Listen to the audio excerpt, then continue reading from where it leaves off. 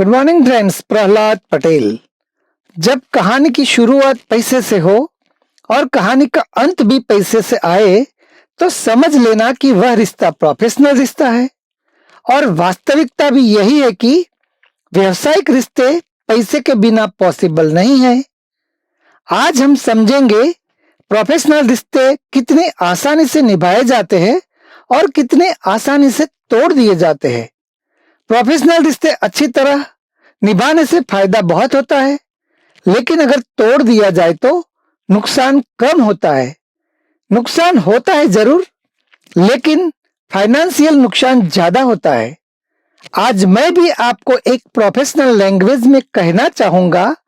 मेरी चैनल को अभी तक सब्सक्राइब नहीं किया है तो कर दीजिए, साथ साथ में लाइक और शेयर भी कर दीजिए। दोस्तों, एक छोटी सी कहानी से व्यवसायिक रिश्ते को आगे बढ़ाते हैं। वैसे भी आजकल व्यवसायिक रिश्ते बनाने के लिए कुछ कहानी भी बनानी पड़ती है और लोग बनाते भी हैं। मुल्ला नसरुद्दीन उन दिनों स्कूल में शिक्षक थे। स्कूल आने जाने के लिए मुल्ला के पास एक समझदार गधा था। समय पर स्कूल आने जाने में वो गधा मुल्ला को मददरूप था। एक दिन स्कूल जाते वक्त गधे ने मुल्ला को पूछा, मुल्ला जी, आप हर रोज एक ही जगह क्यों आते हैं और यहाँ आके क्या करते हैं? मुल्ला ने गधे को कहा, चुप, ऐसे सवाल मत करो, ये तेरे काम की बात नहीं है। गधे ने मुल्ला जी को कहा कि आपको आज जवाब देना ही पड़ेगा। मैं सालों से यहाँ आने जाने में आपकी मदद कर रहा हूँ। मुल्ला ने गधे को कहा, तू तेरा काम कर, ये सारी बातें जानने की और समझने की जरूरत नहीं है। गधे ने मुल्ला को कहा, कोई बात नहीं, कल से मैं मेरा काम करूंगा, आप अपना करना। पैदल जा सकते हो तो जाना, मुझे जानने में कोई दिलचस्पी नहीं है। मुल्ला ने गधे को कहा, आजकल तू ज्यादा स्मार्ट बनने की कोशिश कर रहा है। तू एक गधा है, गधा ही रहे तो अच्छा है, इसमें तेरी भलाई है। न चाहने पर भी गधे का सवाल का जवाब मुल्ला को देना ही पड़ा, क्योंकि बात मतलब पर आ गई। नहीं सिखाने पर भी सिर्फ साथ रहने से भी हमारे जीवन में अच्छा या बुरा प्रभाव पड़ ही जाता है। मुल्ला ने गधे को कहा, मैं स्कूल में बच्चों को पढ़ाने यानी कि जीवन कैसे जिया जाए वो सिखाने जाता हूँ। गधे ने कहा, मुल्ला जी, आपने तो कभी मुझे सिखाया नहीं जीवन कैसे जिया जाता है, मुझे भी सिखा दीजिए।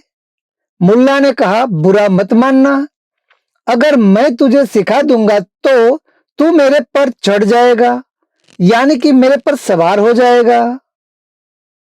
दोस्तों, ये एक छोटी सी कहानी प्रोफेशनल रिश्तों के बारे में बहुत कुछ कह जाती है।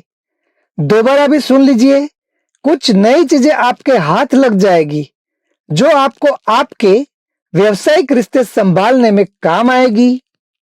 दुनिया का हर इंसान प्रत्यक्ष या परोक्ष रूप से व्यवसायिक रिश्ते के साथ जुड़ा है, इसीलिए हमारे पास थोड़ा ज्ञान होना आवश्यक है। थोड़ा ही काफी है, ज्यादा ज्ञान जहर हो जाता है। आज हम दो बातें करेंगे, एक अंतरराष्ट्रीय व्यवसायिक रिश्तों के बारे में और हमारे जो नॉर्मल रिश्ते हैं उसमें भी प्रोफेशनलिज्म की झलक दिखाई देने लगी है। दोस्तों, बड़ी बड़ी अंतरराष्ट्रीय कंपनियों के द्वारा कस्टमर के साथ, क्लाइंट के साथ और अपने व्यापारियों के साथ व्यवसायिक रिश्ते संभालने के लिए ऐसी बेहतरीन सिस्टम बनाई जाती है जिसमें कंपनियों को फायदा ज्यादा और कस्टमर को फायदा कम होता है।